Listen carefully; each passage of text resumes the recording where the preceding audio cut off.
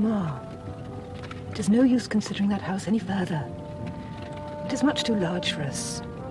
There are no others to let in the neighborhood. We've seen them all. I still cannot believe it. Father is hardly buried and Norland is not our home anymore. How could he do this to us? He had no say in the matter. The estate was entailed to John in grandfather's will. Father only had it for his own lifetime. I must say, John and Fanny showed indecent haste in taking possession. I'm sure it was all Fanny's doing. Upon my life, I do not know a more unpleasant woman. Norland is John's home now, but I'm sure we may rely on him to show a proper feeling for us. I shall write to my relations. Perhaps they can help us. Leave the district? Why not? We have got to find somewhere to live. Oh, Eleanor, where are your feelings? I govern them.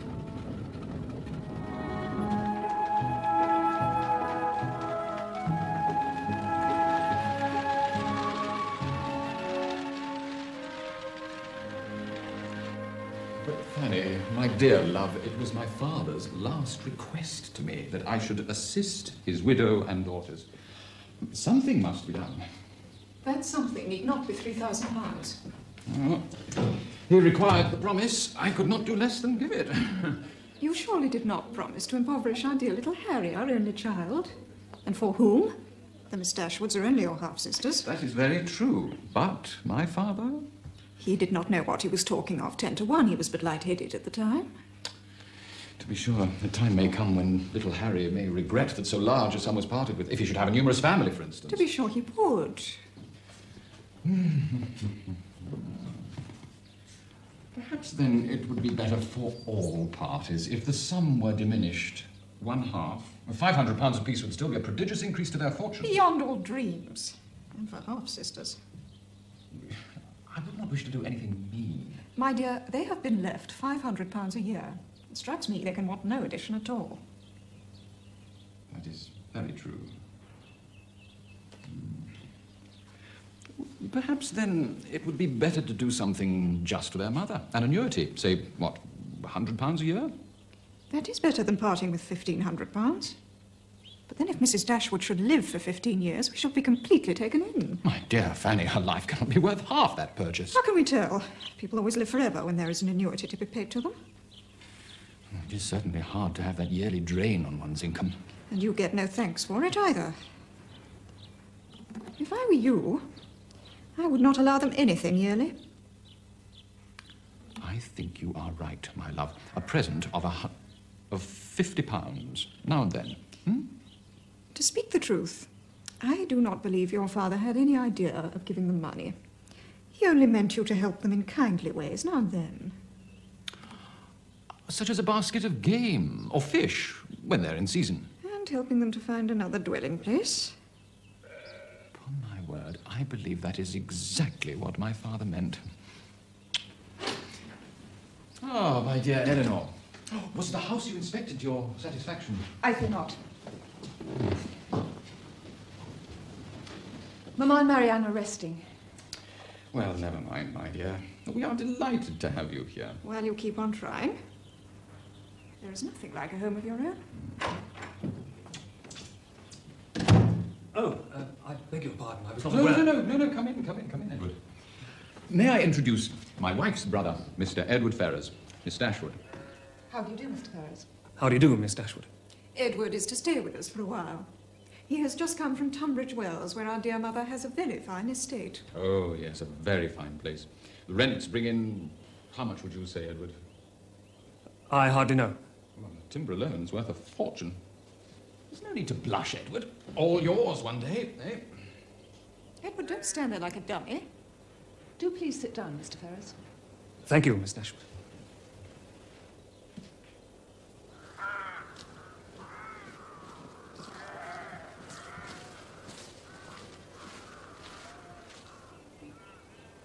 Have you ever been inclined to study one of the arts? My mother has other plans for me. Oh, may I? Thank you. What are they? Oh, forgive me, well, we are not of one mind in the family. I'm sorry.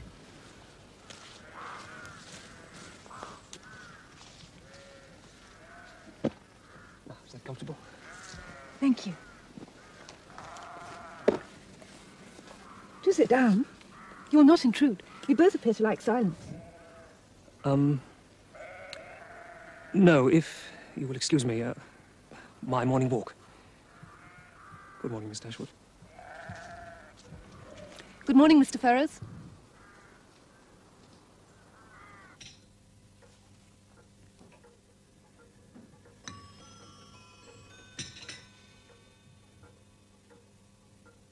It was a most delicious dinner, my dear. The secret with cooks is to be firm, especially about stealing. I must confess we never had that trouble with ours.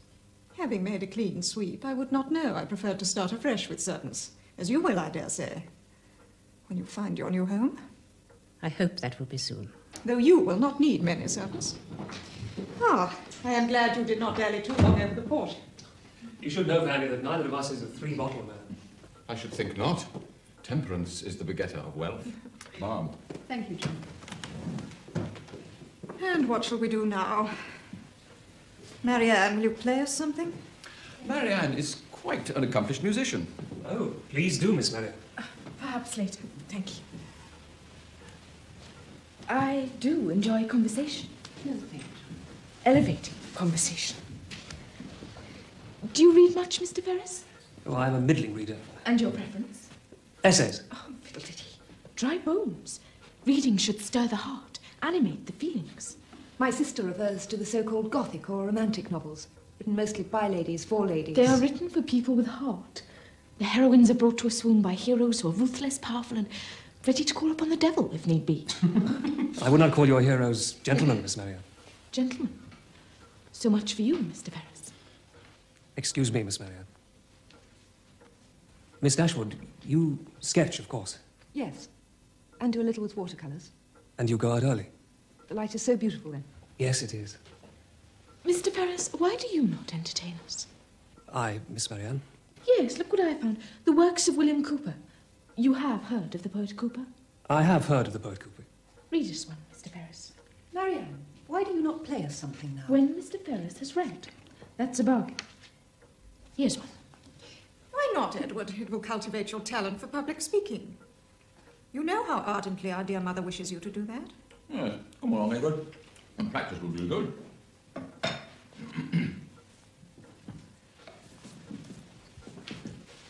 The poplar field.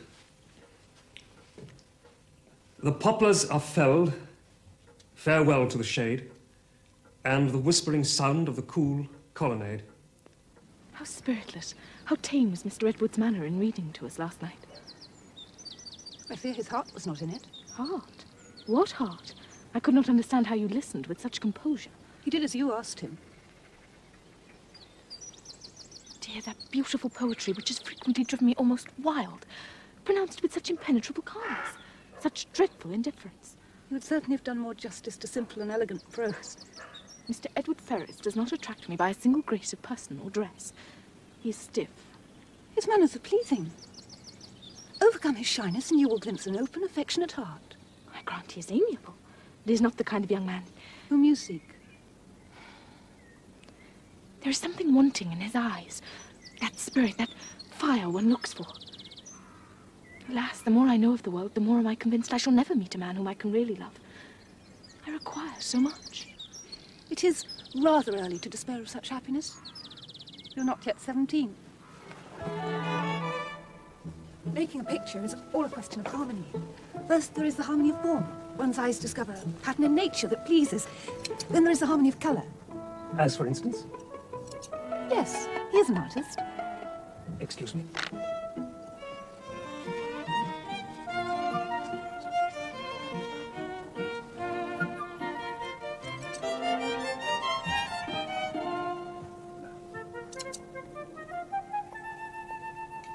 Miss Dashwood, be my judge. Do these compose a harmony? Oh, thank you. Mr. Ferris, please don't run away until you've heard my verdict.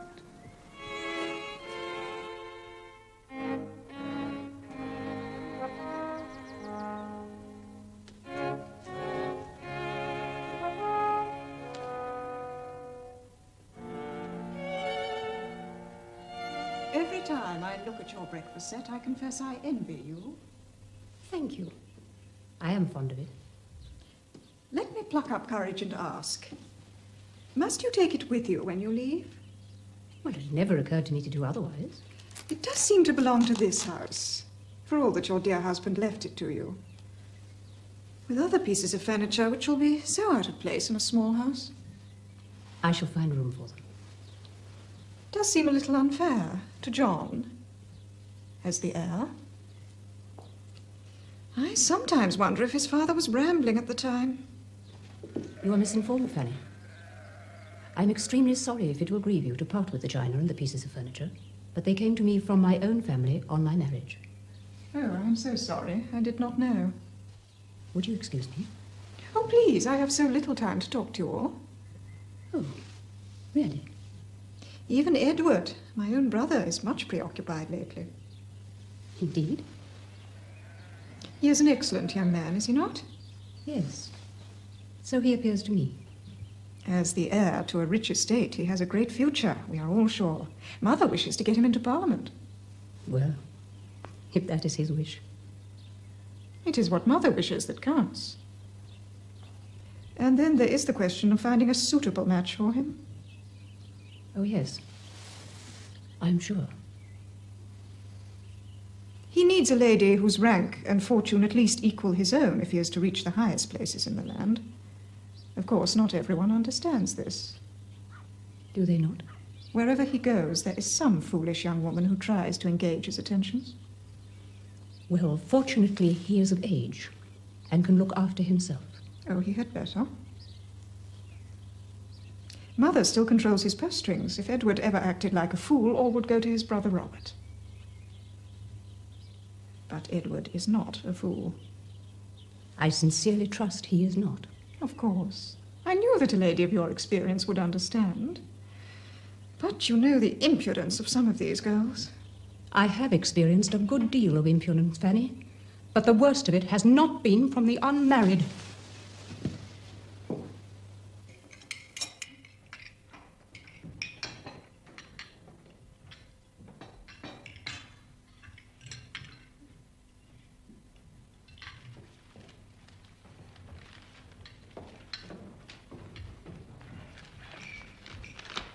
Oh, my dears, I have been offered a house. A house? Where? I hope it is not far from Norland. It is in Devonshire. Devonshire? So far from here? It is on the estate of a kinsman of mine, Sir John Middleton of Barton Park. 4 miles from Exeter. Exeter? Mamma, I'm sure it will be quite splendid. Well, it sounds quite small, but it is all we need. Oh, well, a kinsman and landed and titled. You have done well to obtain his protection. I shall pay rent against his wishes. I hope you and Fanny will visit us there. Possibly. If only I could have helped you with the cost of moving, but alas, the expense of running Norland is prohibitive. I can afford it. Thank you.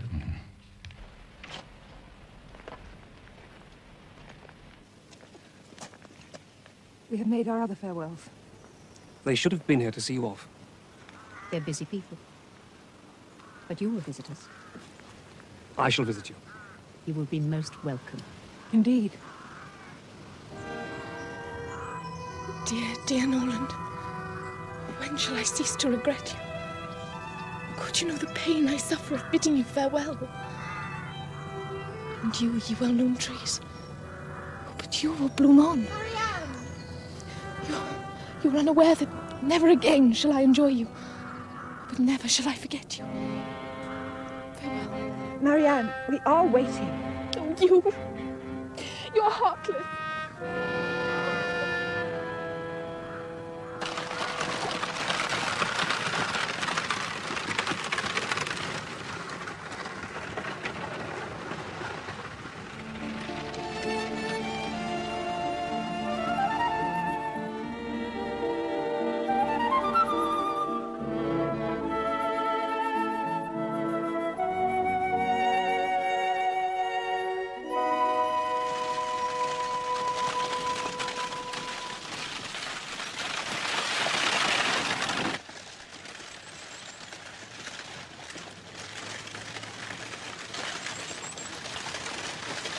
Susan, Seigneur.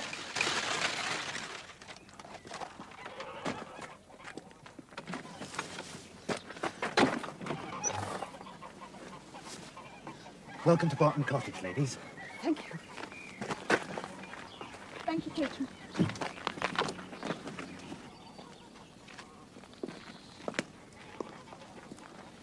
I'm Tom. I do odd jobs and the garden. This is Susan. Will you step inside, ma'am? Yes, Tom.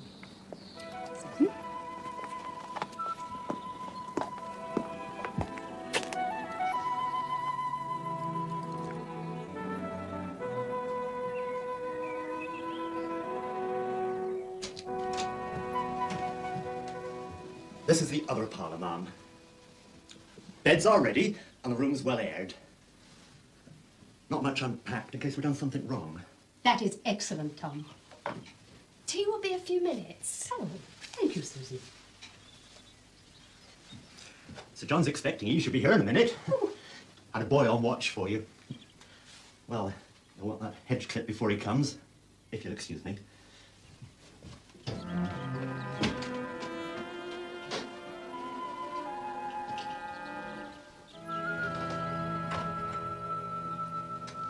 Well, my dears, what do you think of the cottage? I think it will suit us very well, Mamma. It's all so dreary. Oh, when I think of Norland. Oh, it is modest, yes. But next year we may think about building. We could throw the two parlours together. Build on upstairs. Mamma, we cannot do all that on £500 a year. Oh. Mamma, I do believe...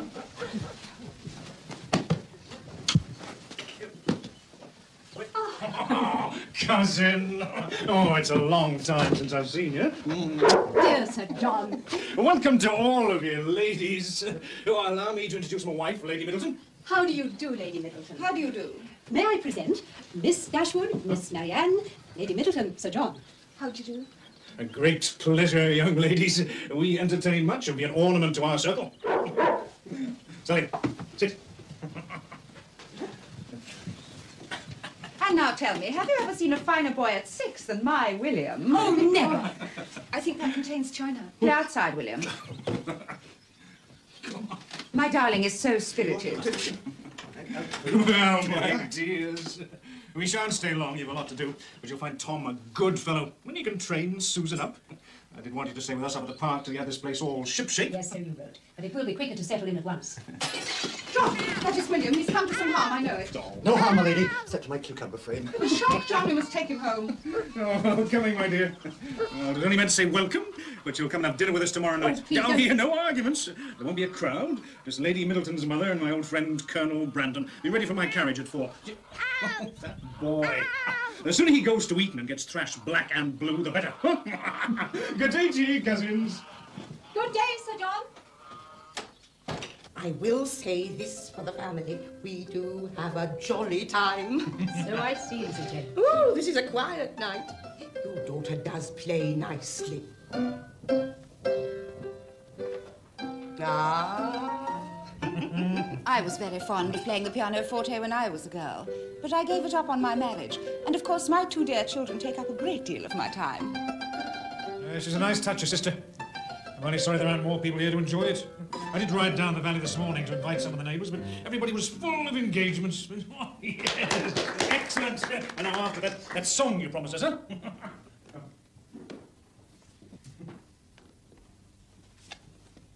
My dear husband left me well off when I was widowed, but I had 2 girls to get off my hands, and I pride myself I've done well by 'em.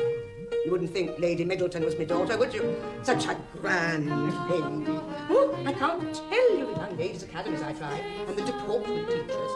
But I took her about with me. Oh, thank you. Only way to make a good catch for your girls, take 'em about.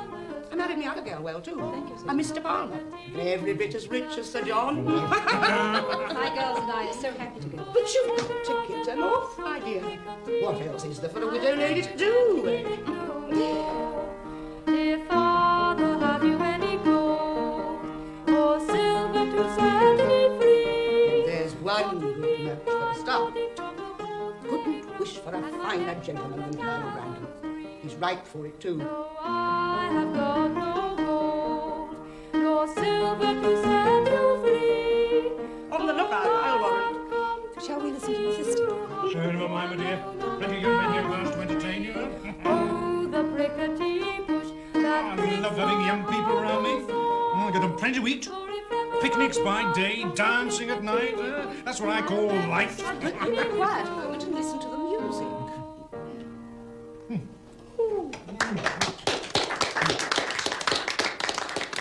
Miss Marianne, another song, yes? Sing me The Prickety Bush.